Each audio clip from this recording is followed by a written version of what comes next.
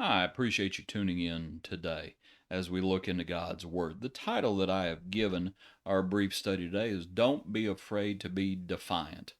I'm not talking about the government or such things as that. The one that I wanted up for us to talk about today, we're going to look in the Old Testament. We're going to look at the account of Caleb. And in the book of Numbers, and let's just go ahead and get over there. In Numbers chapter 14, and actually I want to back up a little bit. In Numbers chapter 13, the spies are sent into Canaan.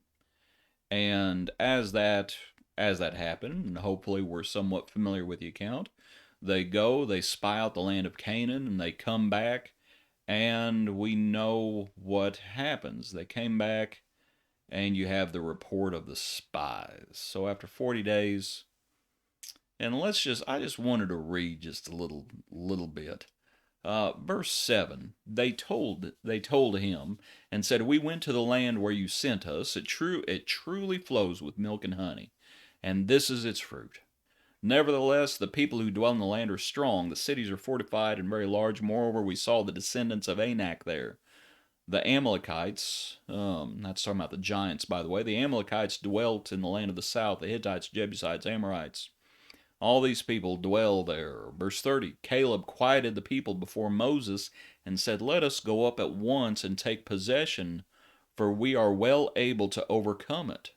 But the men who had gone up with him said, We are not able to go up against the people, for they are stronger than we, and gave the children of Israel a bad report of the land which they had spied out, saying, The land through which we have gone as spies is a land that devours its inhabitants, and all the people whom we saw in it are men of great stature. We saw the giants, the descendants of Anak, came from the giants, and we were like grasshoppers in our own sight. And you might think at that point, well, okay, what's your game plan then? I mean, we've come out of Egypt. God has almost wiped Egypt off the map. They're back there in ruin. What's the game plan here? Well, Numbers chapter 14, the congregation lifted up their voice and cried, and the people wept that night. And all the children of Israel complained against Moses and Aaron. And the whole congregation said to them, If only we had died in the land of Egypt, or if only we had died in the wilderness. Why has the Lord brought us to this land to fall by the sword, that our wives and children should become victims? Would it not be better for us to return to Egypt? And so they said to one another, Let us select a leader and return to Egypt. You might think about, at that point, what would you be thinking if you were Caleb? I would be thinking, you have got to be kidding me. You want to select a new leader and go back to Egypt, which is in ruin. And it just doesn't make a lick of sense. They give the people a bad report, and now they're weeping and carrying on, and they don't want to push onward. Caleb says, We can do it. We can do it. The Lord has said we can do it. We can do it. But to think about our points, and we'll read a little bit more in here in just a second, that we need to be different than the masses. Caleb, the Lord talks about him later on. He says he has a different kind of spirit.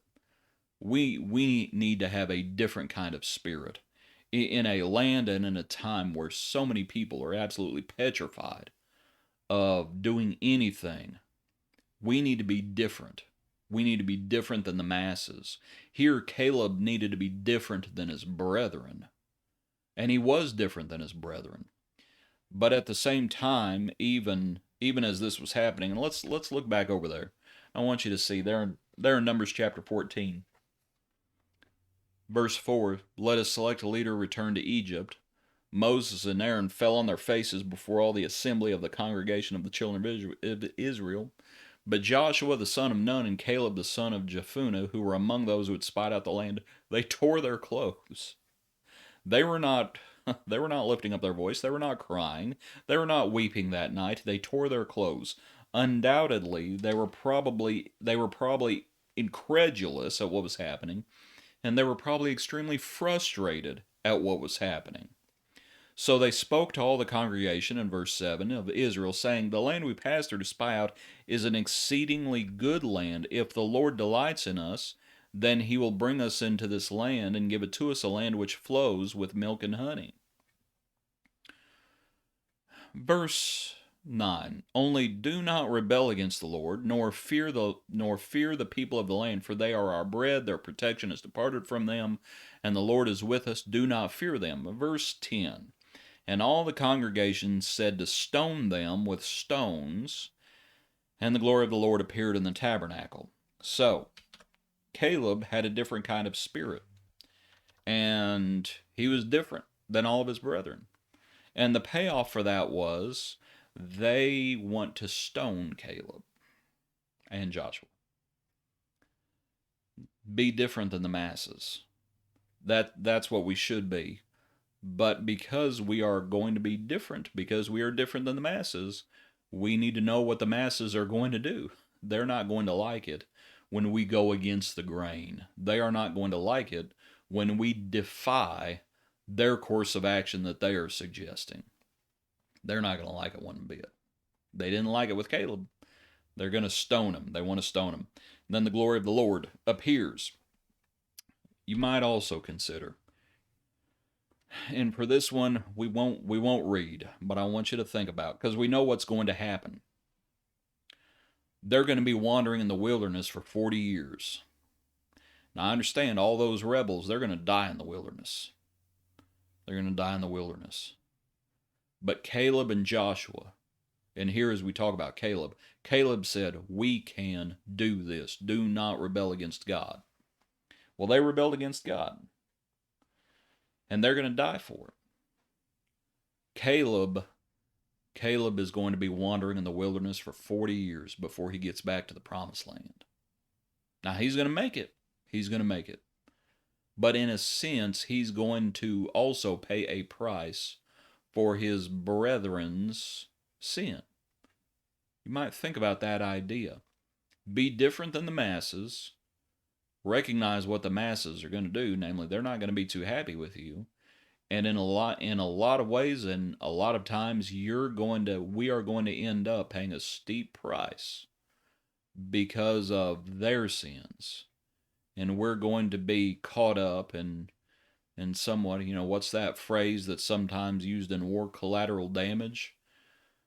It wasn't Caleb's fault they wandered in the wilderness, but still he wandered in the wilderness. You might think about that idea. It paid a steep price. You'll also still have your own work to do. I want you to think about it, and we've already read it.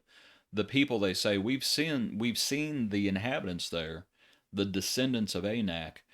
Caleb is going to end up, when they get to the promised land, Caleb is going to go to Joshua and effectively say, give me what has been promised. 40 years has gone by. He says, my strength isn't diminished, give me, and apparently it wasn't, because he says, give me what was promised. And it's going to end up being Hebron, if I remember correctly. Well, one of the things that, I say one of the things, it's a big thing. When they talked about the descendants of Anak, guess who Caleb had to kick off that mountain? He had to deal with the giants. That's who Caleb had to deal with. So yes, be different than the masses. Know what the masses are going to do. You're going to pay a steep price. And at the end of the day, you're still going to have your own work that you have to do. And it might be work that everybody else is afraid to do. Caleb said, we can do it.